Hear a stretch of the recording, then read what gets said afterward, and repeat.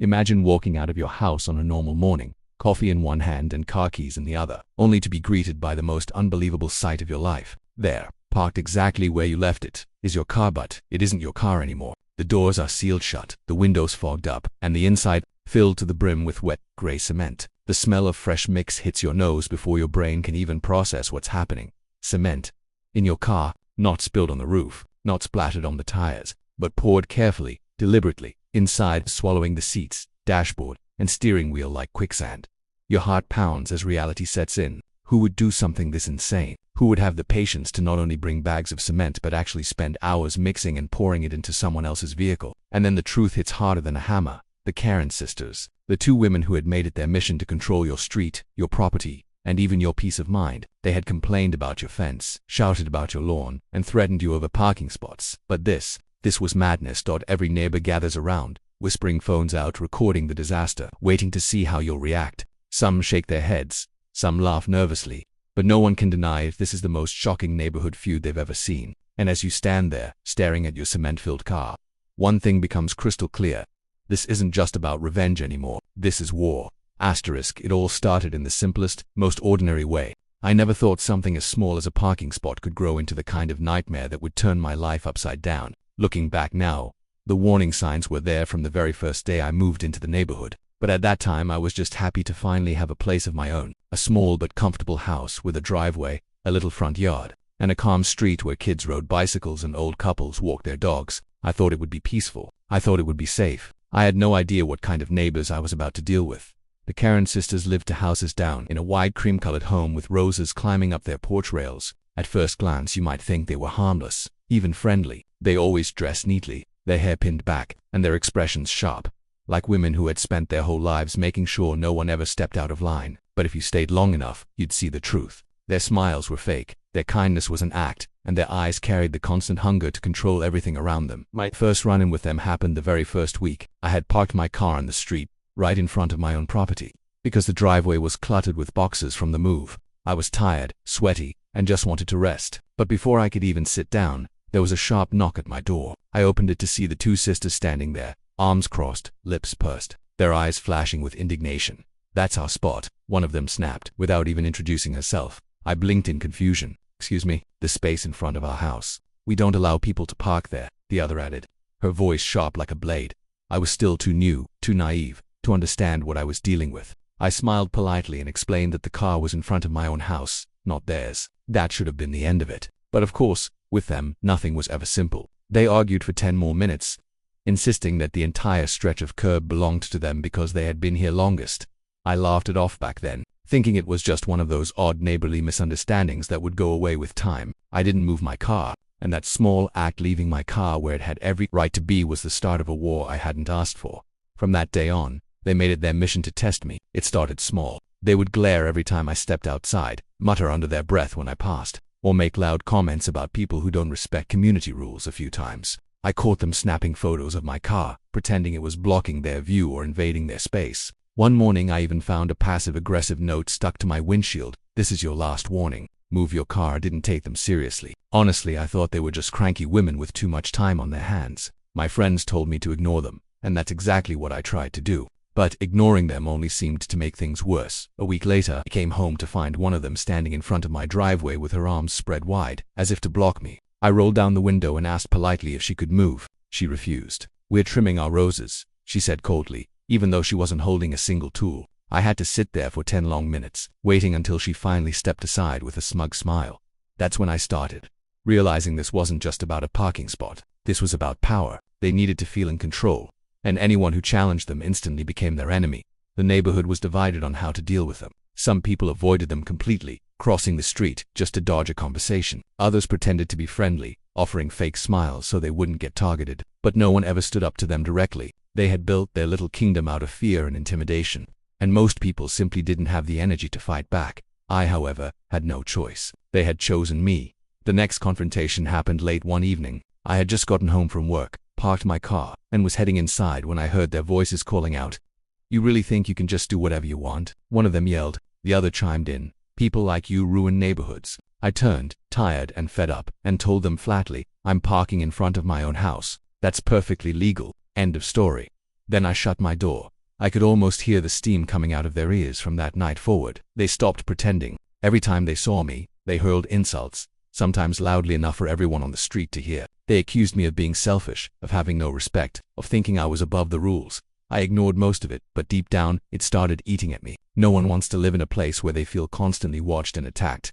I thought that was as bad as it could get. Annoying, yes. Stressful, absolutely, but still manageable. What I didn't know was that the sisters were planning something far worse. Something so insane it would shock the entire street and make my name go viral across the internet. They weren't content with words or petty games anymore. They wanted revenge, loud, dramatic, unforgettable revenge. And all it would take to set their plan in motion was a few bags of cement.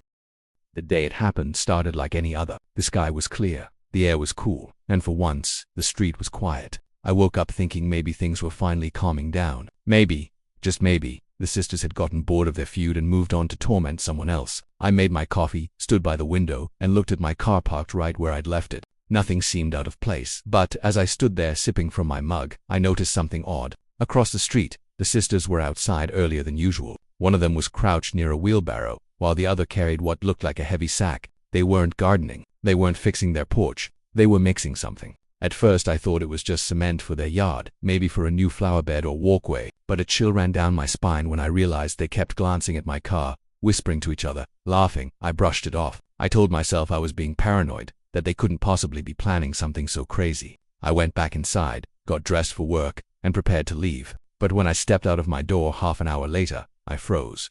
There, in the middle of the street, was a small crowd of neighbors gathering around my car. Phones were out, voices were raised, and the sound of laughter mixed with gasps of shock. My heart started pounding as I pushed my way through, and then I saw it. My car.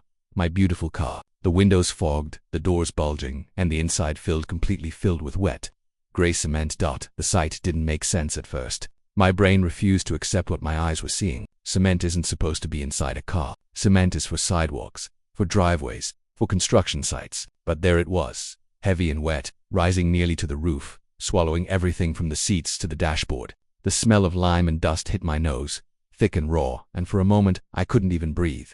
Laughter broke my trance. I turned my head and saw them, the sisters, standing across the street with their arms folded and smug little smiles plastered across their faces. They didn't even try to hide what they had done. Their gloves were still coated in gray dust, their shirts splattered with streaks of cement. They looked proud, like artists admiring their masterpiece. I wanted to scream. I wanted to charge at them and demand an explanation, but the words caught in my throat. All I could do was stare at the wreckage of my car while the neighbors whispered around me. Some shook their heads in disbelief. Others pulled out their phones and started filming, eager to capture the chaos. Within minutes, I knew the video would be online, spreading like wildfire. Unbelievable, one man muttered. I've never seen anything like this. Those women are insane, another whispered, though not loudly enough for the sisters to hear.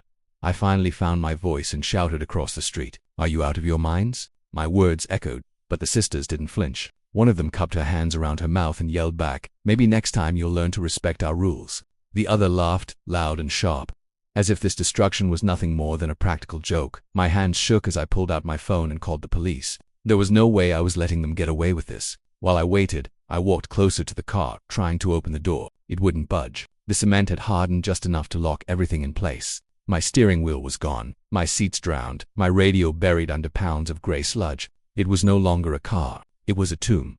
The police arrived within 20 minutes. By then, the street was packed with people, all buzzing with curiosity. 2 officers stepped out, and the entire crowd hushed, waiting to see what would happen. I explained everything as calmly as I could, though my voice shook with anger. The officers walked over to the sisters, who were now pretending to water their roses again, as if nothing unusual had happened. When questioned, they played dumb. Cement in his car. "Oh, we wouldn't know anything about that," one said sweetly, though her hands were still covered in dried powder. The other chimed in. Maybe he did it himself for attention.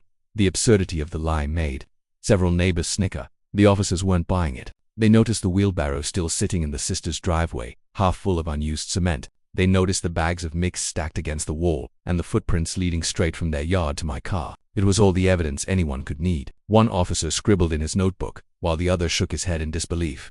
"You understand this is vandalism, right?" the officer said sternly. The sisters scoffed, but for the first time, I saw their confidence waver. They hadn't expected the police to actually take it seriously. They thought they could get away with it, like all their other petty games. But this time they had gone too far.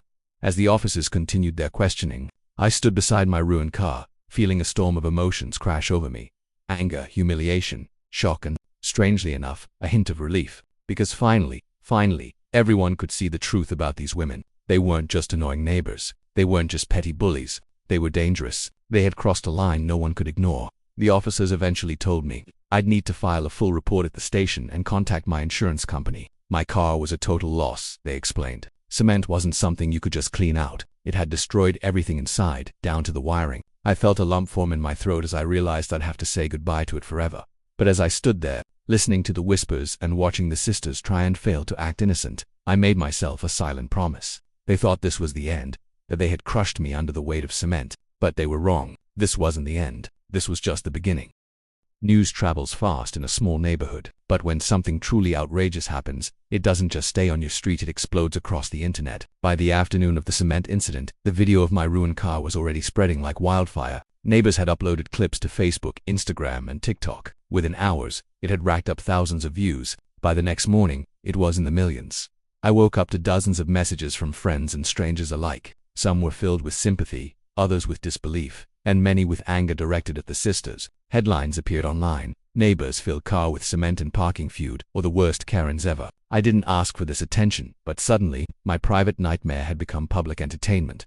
Walking outside the next day felt surreal. People I didn't even know stopped me on the street, shaking their heads, saying things like, "You handled that so well," or, "I saw your car online." I can't believe anyone would do that. Even delivery drivers slowed down just to take pictures of the cement-filled car, which still sat there like a bizarre monument to the sisters' insanity. The sisters, of course, hated the attention. For years, they had controlled the neighborhood with intimidation, but now their power was slipping through their fingers. Every time they stepped outside, someone was there with a phone. Kids on bicycles shouted cement cure when riding past their house. Their once perfect reputation of order and authority had been replaced with ridicule. They tried to carry on as if nothing had changed, watering their roses or sweeping their porch, but their forced smiles couldn't hide the storm brewing inside them. Meanwhile, I had to deal with the practical side of things. My car was a total loss. The insurance adjuster who came to inspect it could barely hide his laughter. In 20 years on the job, I've seen cars flooded, burned, even chewed up by animals, he said, shaking his head. But cement, never, he confirmed what I already knew. It wasn't repairable. Cement had seeped into every crevice, hardened around every wire and seat. My car was gone. The police case was moving forward though. The evidence was overwhelming. The sisters had been seen, filmed, and caught with cement still on their clothes. I filed my report at the station, and the officers assured me that charges would be pursued. The sisters tried to deny everything, of course, but their stories shifted with each retelling. One day they claimed they had no idea what happened. The next they said it must have been teenagers from outside the neighborhood. Their lies crumbled under the weight of reality. Despite my anger, I couldn't help but feel a strange sense of justice settling in. For once it wasn't just me against them. The whole neighborhood was watching, supporting, and laughing at their downfall. People who had been silent for years finally began sharing their own stories of harassment. One woman admitted the sisters had once threatened to call animal control on her dog for barking. Another said they demanded she repaint her fence because the color clashed with their roses. It became clear that I wasn't the first target, just the one who finally fought back. The sisters tried to fight the wave of backlash by turning to sympathy. They told anyone who would listen that I had been bullying them, that they were the real victims of disrespectful neighbors.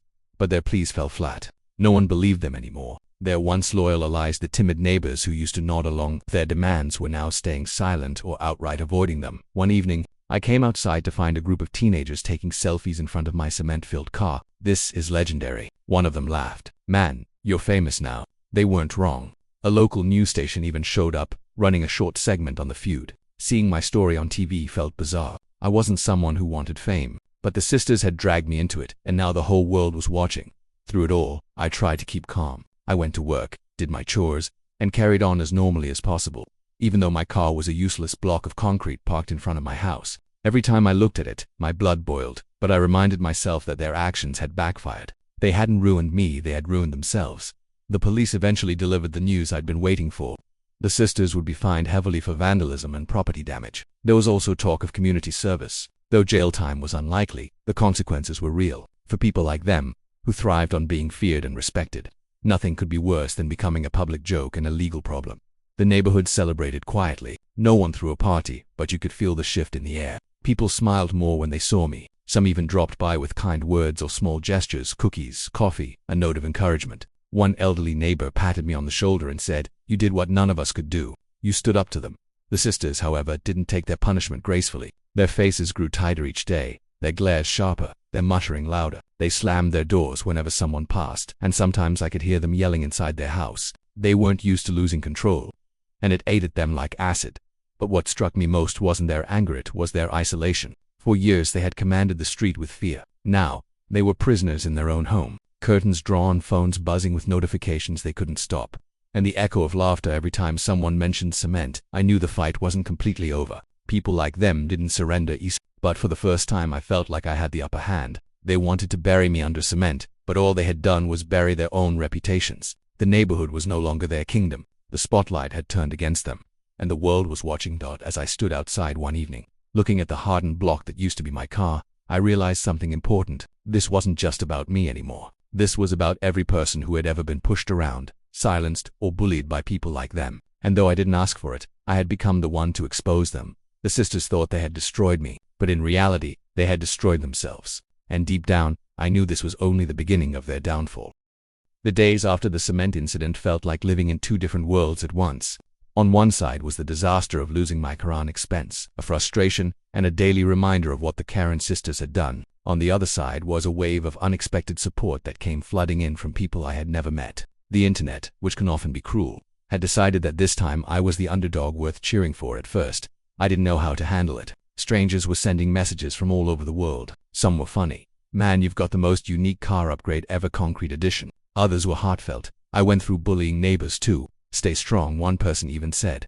"Seeing your story gave me courage to stand up to someone in my own life." That one stuck with me. My nightmare had accidentally become someone else's inspiration. A friend of mine set up a small fundraising page to help cover the cost of a replacement car. I didn't expect much, maybe a few neighbors would chip in, but within a week, the total had skyrocketed. People who had seen the video online donated $5, $10, sometimes more, leaving messages like, "Get back on the road," or "Let's show the Karens they can't win." It blew me away. What the sisters had intended as destruction had turned into an opportunity for strangers to lift me up. With that money, I was able to buy a decent replacement car, not fancy, but reliable. The day I drove it home, the street was buzzing with curious eyes. I parked it proudly in the same spot where my old car had been filled with cement, and I swear I could feel the sisters' curtains twitching as they peeked out. The symbolism wasn't lost on anyone. They had tried to take away my freedom of movement, my independence. But here I was, parking in the same place, stronger than before. The neighborhood itself felt transformed. People who had once tiptoed around the sisters now seemed more relaxed. A kind of unspoken unity formed. Conversations bloomed on the sidewalks. Laughter felt freer, and kids played without fear of being scolded for their noise. For the first time since I'd moved in, I felt like I was part of a community instead of being trapped in a battlefield. The sisters, however, were unraveling. The legal fines hit them hard, and word spread that they had to pay thousands for damages and court fees. They were forced into community service as well, cleaning public parks under the watchful eyes of neighbors who once cowered before them. Photos of them in neon vests, picking up trash, circulated online. The humiliation was unbearable for them, and the more they tried to regain their pride, the worse it became. One afternoon, as I was watering my lawn, one of the sisters marched down the street toward me. Her face was tight with fury, her fists clenched. For a moment, I braced myself for another outburst, but when she stopped in front of me, all she could manage was, "You think you've won, don't you?" I met her glare calmly. "I didn't win anything. You just lost by your own actions." Her lips quivered with rage, but she didn't have a comeback. She spun on her heel and stormed back to her house, slamming the door so hard the windows rattled. Neighbors across the street who had witnessed the exchange gave me quiet nods of approval. For years, everyone had endured their cruelty in silence. Now the sisters were shadows of their former selves, powerless, exposed. Meanwhile, my story continued to spread online. I was invited onto a local radio show to talk about the feud. The host laughed so hard at the cement story that he nearly spilled his coffee, but he also made a good point. Sometimes bullies go so far that they end up destroying themselves. All you had to do was stand your ground. His words stayed with me. That's exactly what had happened. Life wasn't magically perfect, of course. Losing a car and dealing with court paperwork was still a hassle. The attention could be overwhelming. To having people recognize me at the grocery store as the cement car guy wasn't always comfortable. But overall, the positives outweighed the negatives. Where once I had felt isolated and targeted, I now felt connected and supported. The sisters' desperation only deepened as their reputation collapsed. Their roses, once perfectly trimmed, began to wilt. Their porch, once immaculate, grew cluttered with unopened mail. It was as if their obsession with control had consumed them from the inside out, leaving behind only bitterness. They still glared from their windows, still muttered when I passed, but their power was gone. No one cared what they thought anymore. One evening, I walked past their house and saw something that almost made me feel sorry for them. The two of them sat on their porch in silence, staring at the street with blank expressions. They looked smaller somehow, not the towering figures of authority they once pretended to be. For the first time, they seemed human, flawed, broken, and defeated. I didn't gloat. I didn't smile. I just walked on because I had learned something important. The best revenge wasn't cementing them back. It was simply living my life better than before. The block grew brighter as weeks turned into months. Neighbors hosted barbecues, children chalked up the sidewalks, and laughter replaced the tension that had hung over us for so long. My new car sat proudly in its spot, a quiet reminder of everything that had happened and how far things had come. The sisters remained in their house, but they were no longer the rulers of the street. Their downfall was complete, not because of what I did, but because of what they did to themselves. They had tried to bury me under cement, but instead, they had buried their own pride, their own power, their own legacy. As I stood in my yard one evening, the sun setting over the rooftops, I felt a sense of peace I hadn't known in years. The war was over, and I had survived. Not just survived, he had grown stronger. And though the sisters still lurked behind their curtains, their reign was finished. The street no longer belonged to them. It belonged to all of us.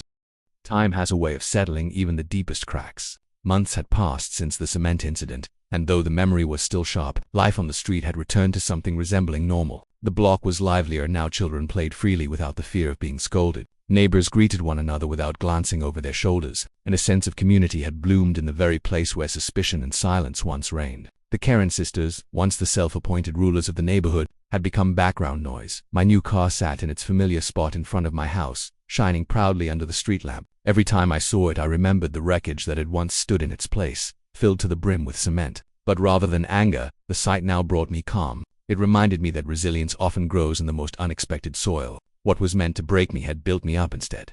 The sisters rarely came outside anymore. When they did, they moved quickly, avoiding eye contact with anyone. Gone were their loud complaints, their daily patrols of the street, their constant muttering about rules and respect. They lived quietly now, their kingdom reduced to a pair of twitching curtains and a dying rose garden. It was a strange kind of punishment not imposed by the law, but by their own actions. They had made themselves outcasts in the very world they had tried to control. The legal process had finally concluded. The sisters were fined heavily, ordered to pay restitution, and assigned community service hours that took months to complete. Watching them pick up trash in neon vests had been a surreal sight, almost comical. But I didn't laugh. I didn't need to. Their humiliation spoke louder than any words I could have shouted. Justice had been served, not through revenge, but through accountability. What struck me most during those months was how much closer the neighborhood became. People who had barely spoken to me before now waved as they passed. Some even stopped for conversations, sharing their own relief at the sisters' downfall. It turned out that nearly everyone had their own story of being harassed, threats about fence colors, complaints about children's laughter, even arguments about where trash bins should be placed. The sisters had cast a long shadow for years, but that shadow was finally gone. I realized then that what I went through hadn't just been about me. It was about everyone who had endured their bullying in silence. My car may have been the one filled with cement, but the whole neighborhood had carried the weight of their tyranny. And when their power crumbled, it wasn't just my victory, it was ours.